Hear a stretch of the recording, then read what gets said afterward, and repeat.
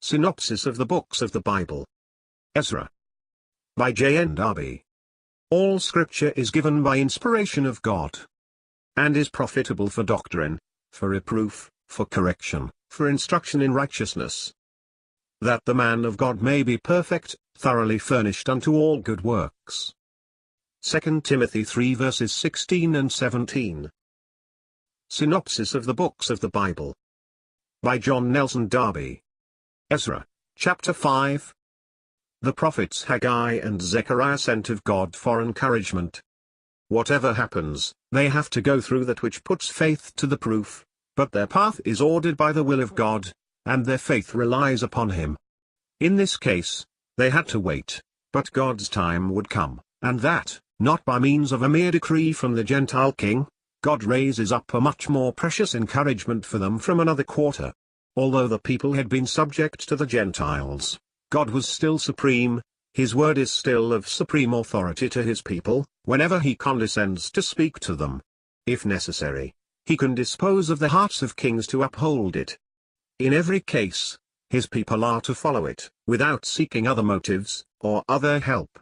Haggai and Zechariah are sent of God and prophesy among the people.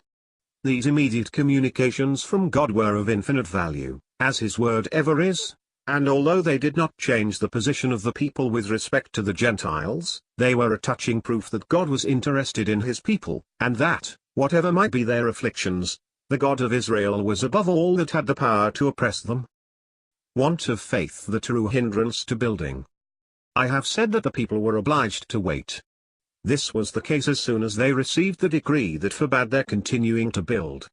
But many years had elapsed before this prohibition came, and it seems evident to me, from examining the prophecies which throw so much light on the contemporary history, and from comparing their dates, that it was want of faith in the remnant which was the true hindrance. There were adversaries in the land who made them afraid, and who thus prevented their building. It appears that the Jews did not dare continue. Their adversaries hired counselors in the Persian court to frustrate the purpose of the Jews.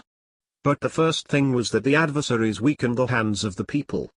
It was not until 2 reigns later that the prohibition was obtained, but the Jews had left off building through fear of their adversaries. Compare Ezra 4 verses 4 and 21, and Ezra 5 verse 1, with Haggai 1 verses 1 to 4, Haggai 2 verse 15.